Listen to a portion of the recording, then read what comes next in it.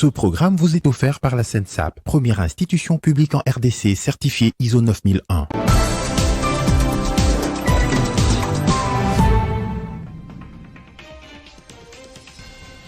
Mise au point des avocats de Joseph Kabila dans l'affaire Congo Hold Up, une enquête jugée sans aucun fondement, diffamatoire et calomnieuse qui n'a comme objectif que s'acharner sur le président honoraire de la RDC. Le collectif des avocats se réserve le droit de porter cette affaire devant les juridictions nationales et internationales.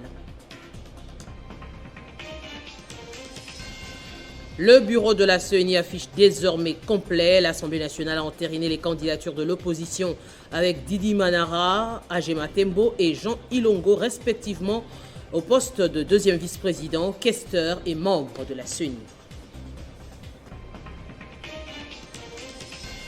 5 morts, c'est le bilan du crash qui s'est produit ce jeudi dans le Nord Kivu à Chabunda. Les conditions météorologiques seraient la cause de cet accident mortel. Clôture ce jeudi de la conférence des gouverneurs. Cette 8e session a abordé la relation entre gouverneurs et assemblée provinciale et le développement des provinces.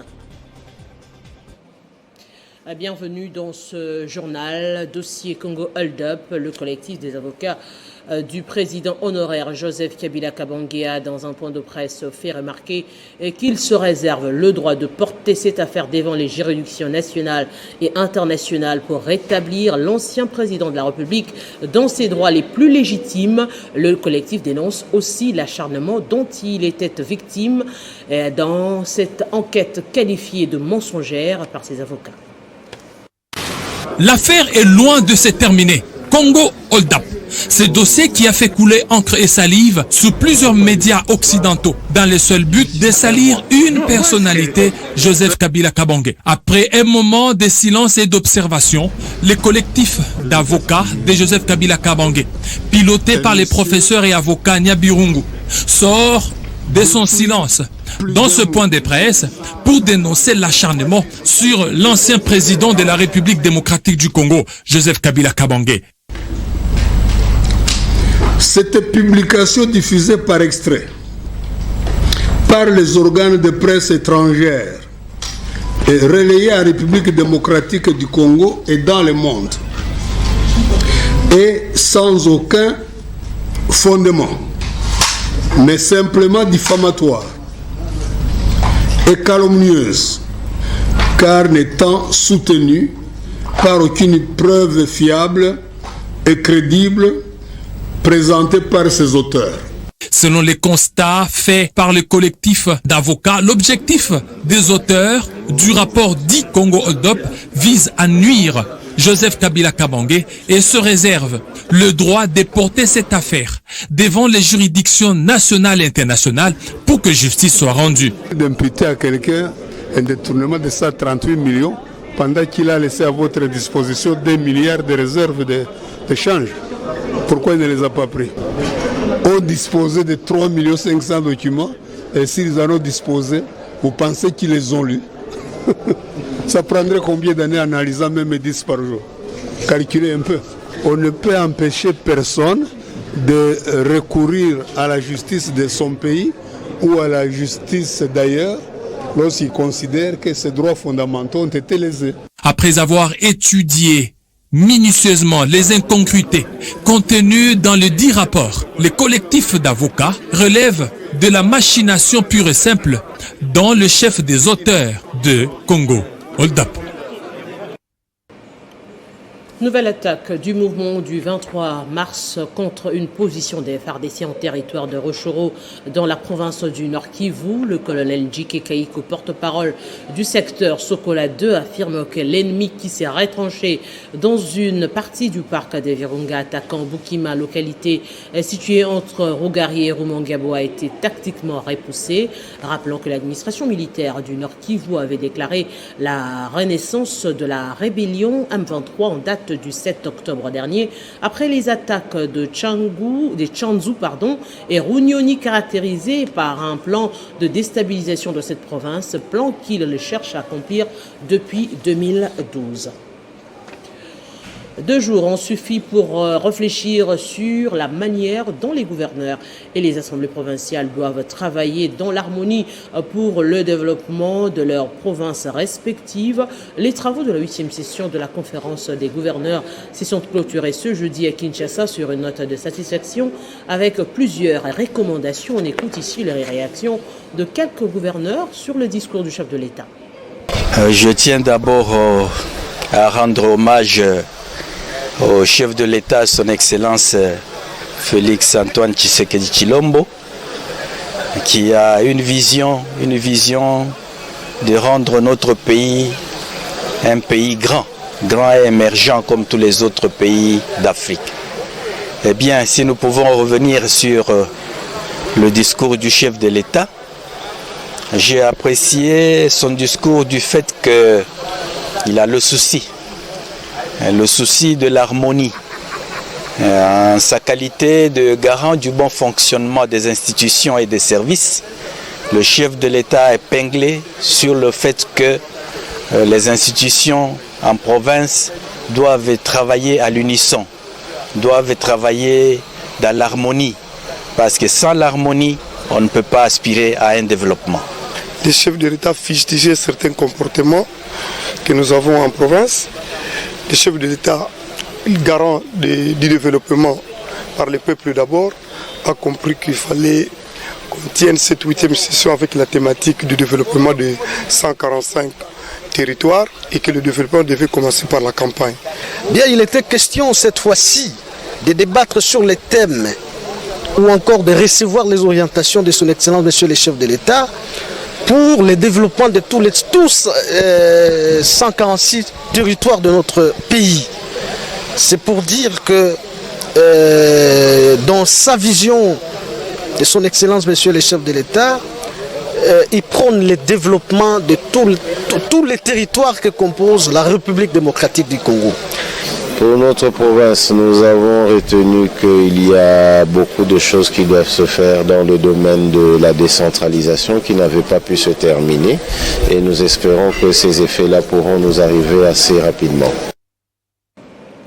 Et c'est la toute première fois pour le gouverneur intérimaire de représenter la province du Lualaba. Pour Fifi Masuka Saini, sa présence est le symbole de la fierté et de réussite de la femme congolaise.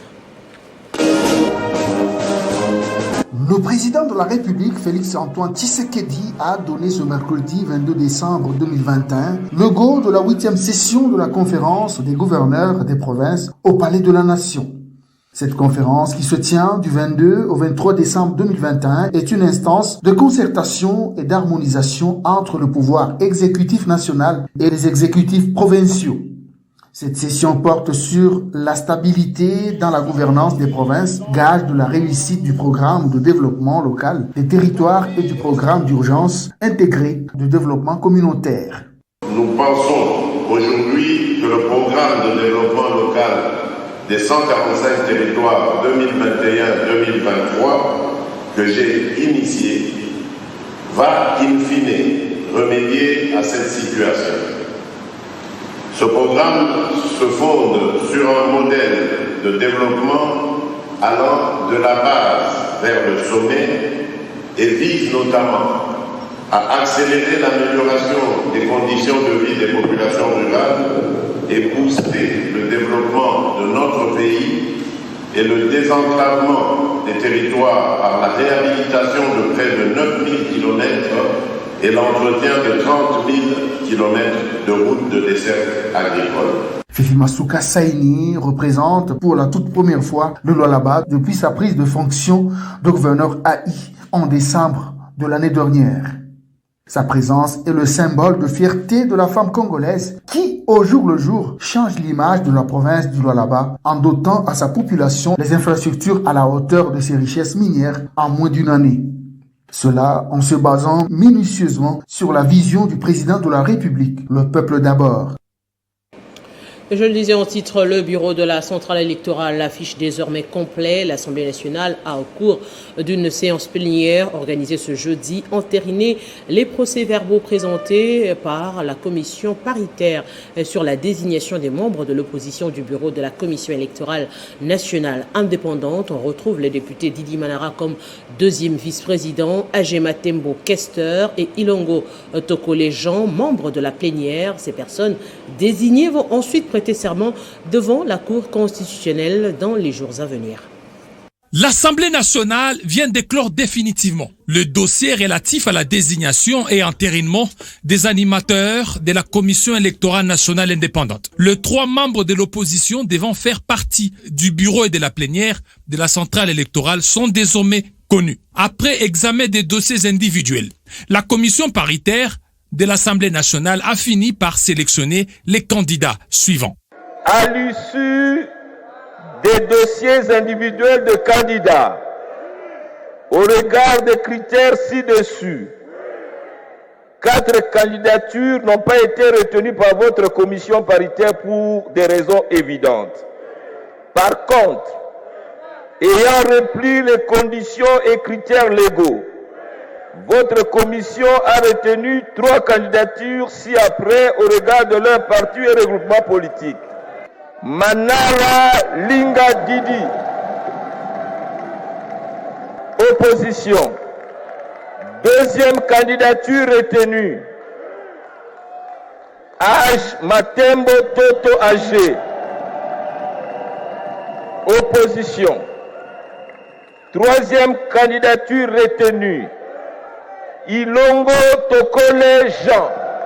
À l'issue de leurs propositions, certains députés nationaux ont fait savoir qu'il n'y a pas lieu de débattre sur la qualité du travail abattu par la commission, car les résultats ont démontré la prise en compte surtout du respect de la géopolitique. Ces personnalités attendent maintenant l'ordonnance du chef de l'État pour leur investiture. D'ores et déjà, le président de l'Assemblée nationale les a invités à poser des actes honorant la Constitution et les lois de la République. Et en provenance de Goma au Nord Kivu pour Chabunda au Sud Kivu, un avion de l'entreprise Malou Aviation avec à son bord 3 membres d'équipage et 2 convoyeurs ont connu un crash ce jeudi 23 décembre. Il s'agit d'un cargo de type Short 360 qui s'est écrasé dans la brousse vers le village de Kaleye. Les 5 personnes à bord seraient toutes décédées selon plusieurs sources. Sauf changement de dernière minute, le chef de l'État serait à Mbuji-Mayi de ce vendredi. Sur place, l'effervescence est au rendez-vous. Le député national Eric Ngalula Ilunga a mobilisé la population ce jeudi pour un accueil sans précédent à Félix Tshisekedi, rappelant que c'est sa première descente dans l'espace Kasaï en tant que président de la République. À quelques heures de la visite du président de la République, Félix Antoine Tshisekedi Tshilombo à Mbuji-Mayi au Kasaï oriental, une première depuis son accession à la magistrature suprême, la mobilisation sur terrain ne faiblit pas pour lui réserver un accueil chaleureux.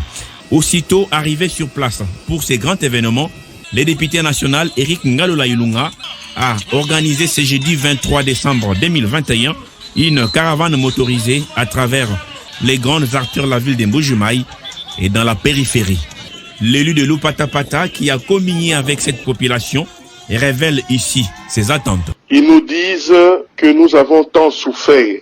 Maintenant qu'un fils du terroir est à la tête de la magistrature, à la tête du pays, nous espérons que cette province ne sera plus mise de côté parce que on nous a accusés d'être des opposants, d'être seulement des Tshisekedistes. Mais là, Tshisekedi est au pouvoir. Nous attendons beaucoup du président. Il va voir l'état de la province et le plus important, c'est la volonté politique qu'il a. Le député Ngalula Ilunga revient sur les grands défis à relever pour la province du Kasaï oriental. Il n'y a pas d'entreprise chez nous. Il n'y a rien. Nous avons des richesses, des ressources naturelles. Cette potentialité, il faut la transformer en réalité palpable. Donc pour ça, il faut avoir des entreprises ici. Il faut créer de la richesse, il faut désenclaver la province en construisant les routes, en construisant des infrastructures de base, en ayant de l'énergie. À partir de là, on peut commencer à faire quelque chose. Sinon, c'est nous allons tourner en rond. Somme toute, les Kasaï orientales, comme d'autres provinces de l'espace Grand Kasaï, attendent avec impatience la matérialisation de la vision du chef de l'État, Félix Antoine Tshisekedi Tshilombo. Et dans le Kolwezi, dans le Lualaba, la ville de Kolwezi lance un cri d'alarme. Les habitants du quartier Ewabora font face à une érosion qui prend large du jour au lendemain. Suivez ce constat de la presse locale. Nous sommes dans la commune de Dilala. Les habitants de ce coin de la ville, situé dans le quartier Ewabora, vivent avec la peur au ventre. Les averses ne cessent d'augmenter leur inquiétude. Chaque coup de tonnerre, de foudre, annonçant la pluie, sème la panique. Dans ces contextes, il est difficile de fermer l'œil. Et si c'était mon tour de vivre la misère demain? Une question sans réponse. Face à cette désolation, il est dramatique de vivre mieux chez soi. Un paradoxe. La fossée est à côté. On peut évaluer ces distances à plus ou moins 18 mètres de profondeur et à 500 mètres de surface. Les dangers sont permanents. Les actions de politique sont loin de convaincre.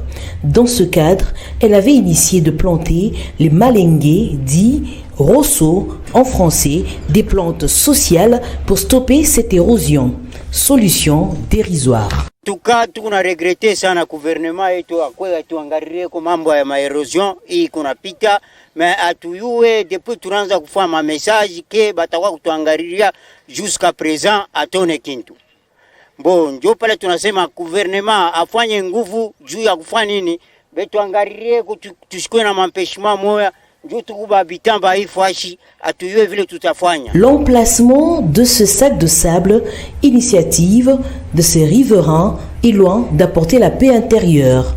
Les enfants, quant à eux, trouvent du plaisir à faire de montées et descentes, alors que les parents ont les yeux tournés vers les ciels, comme pour dire d'où me viendra le secours. Et le président du caucus des députés nationaux du Nord Kivu condamne avec la toute dernière énergie l'assassinat d'un officier de la police nationale congolaise lors d'une manifestation organisée par le mouvement citoyen contre l'entrée sur le sol congolais de la police rwandaise. Dans une déclaration rendue publique au village Kiishi, dans le territoire de Nyiragongo, le député national Singoma Mwanza demande au gouvernement de prendre ses responsabilités pour que pareil cas ne puisse plus arriver et que les auteurs de ce drame répondent de leurs actes. Ces propos ont été recueillis par Pacheko Kavundama. En marge de ce qui a prévalu la semaine passée, ici en ville de Goma, comme sur toute l'étendue du pays, faisant un tollé de murmures sur les réseaux sociaux concernant l'arrivée éventuelle de policiers rwandais sur le sol congolais, qui malheureusement a été viral sur les médias, aussi bien que sur les réseaux sociaux. Et ceci a débouché ici à Goma sur de violentes manifestations qui ont causé mort d'hommes, blessures graves, dont des civils et des policiers. Par ce moment, nous présentons nos sincères condoléances aux familles biologiques, aux amis et connaissances des illustres disparus et implorons le Tout-Puissant pour le repos éternel de leurs âmes. Néanmoins, nous condamnons la mort crapuleuse dans le rang des forces de l'ordre, notamment de la police nationale, et je cite ici le colonel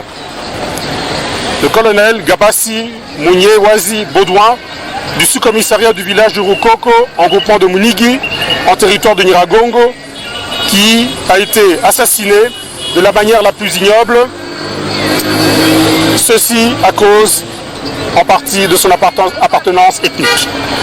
Nous condamnons cela et invitons les autorités à bien prendre leurs responsabilités pour que pareille barbarie soit évitée à l'avenir et que les auteurs soient déférés devant les juridictions, car nul n'a choisi la communauté dans laquelle il est né. Mais aussi la recrudescence de l'insécurité qui prévaut en ville de Goma, comme en territoire du Nyiragongo, avec mort d'hommes chaque jour et nuit, qui se passe, nous la condamnons avec notre dernière énergie et en appelant de ce fait le gouvernement de s'y investir le plus urgemment possible en dotant notamment la police des moyens nécessaires afin que cette criminalité prenne fin. Car il en a été de trop de morts et cela suffit. J'ai dit et je vous remercie. Au ministère de la Recherche scientifique et innovation technologique, José Mpanda Kabango a remis les agents du Comité national de protection contre le rayonnement ionisant dans leurs droits en assurant non seulement le paiement de 13 mois, mais aussi avec des vivres pour bien passer les festivités de Noël et de Nouvel An. Après avoir mis de l'ordre au Comité national de protection contre les rayonnements ionisants, un service étatique qui inspecte, réglemente et lutte contre les trafics de matières radioactives et le terrorisme, le ministre de la Recherche scientifique et innovation technologique a remis les agents du CNPRI dans leurs droits. À l'approche des festivités de Noël et du Nouvel An, Maître José Mpanda Kabango a disponibilisé un lot important de vivres composé de cartons de poulet, des sacs de riz, farine, l'huile et autres.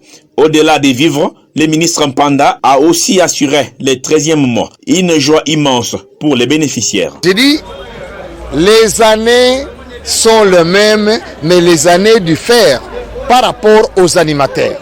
Si hier, le même ministère n'avait pas de bons animateurs, et qu'aujourd'hui il y a de bons animateurs, on peut parler du changement. Et d'ailleurs, je vais bien vous épingler.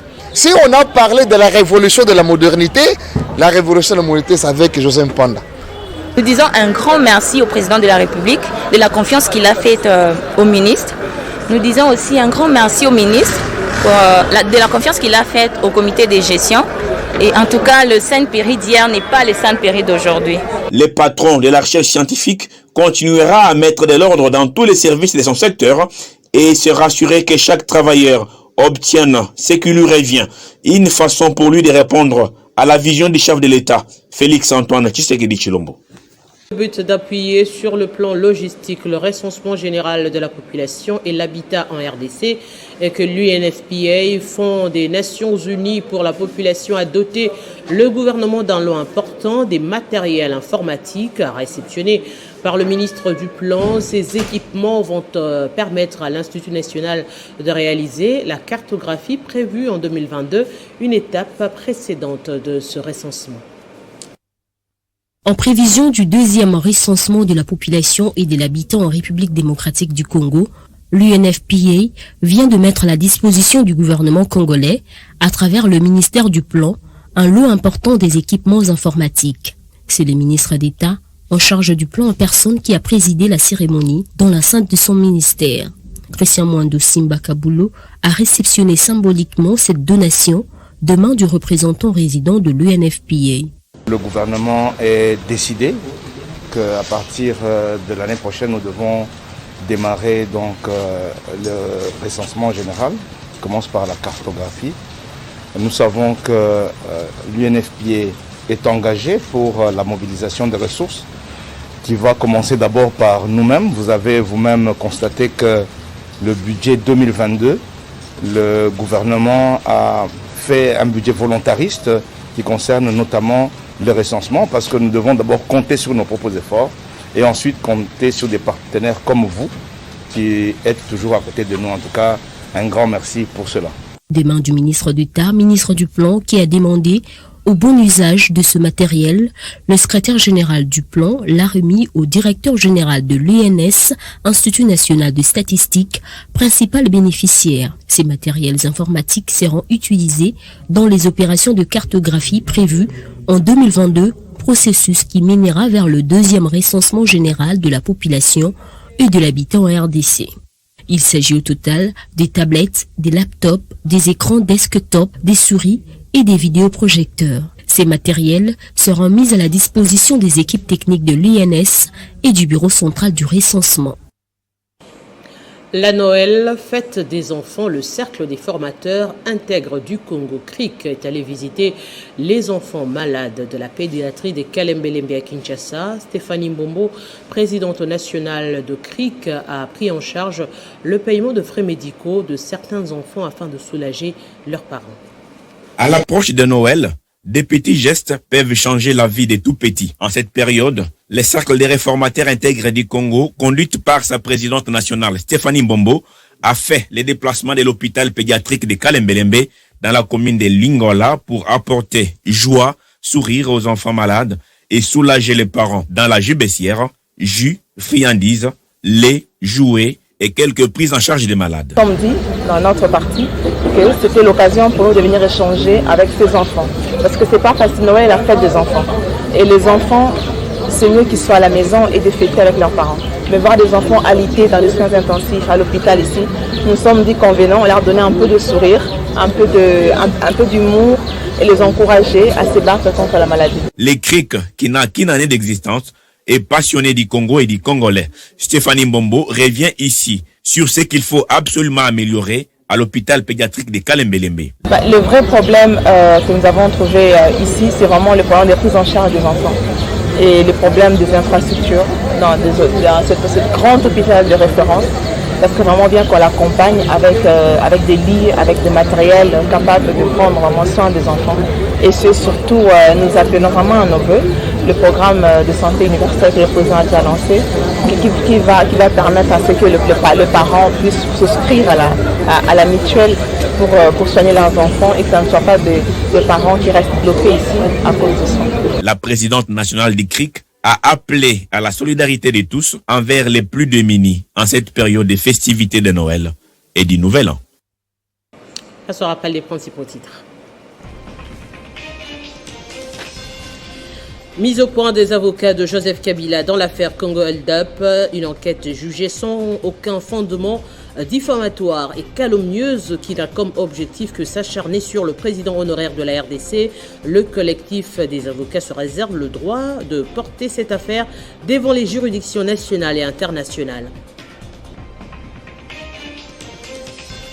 Le bureau de la CENI affiche désormais complet. L'Assemblée nationale a entériné les candidatures de l'opposition avec Didi Manara, Agema Tembo et Jean Ilongo, respectivement au poste de deuxième vice-président, questeur et membre de la plénière. 5 morts, c'est le bilan du crash qui s'est produit ce jeudi dans le Nord Kivu à Chabunda. Les conditions météorologiques seraient la cause de cet accident mortel. Clôture de la conférence des gouverneurs. Cette 8e session a abordé la relation entre gouverneurs et assemblée provinciale et le développement des provinces. Vous avez suivi les réactions des différents gouverneurs dans ce journal. C'est la fin de cette édition. Merci de l'avoir suivi et à très bientôt.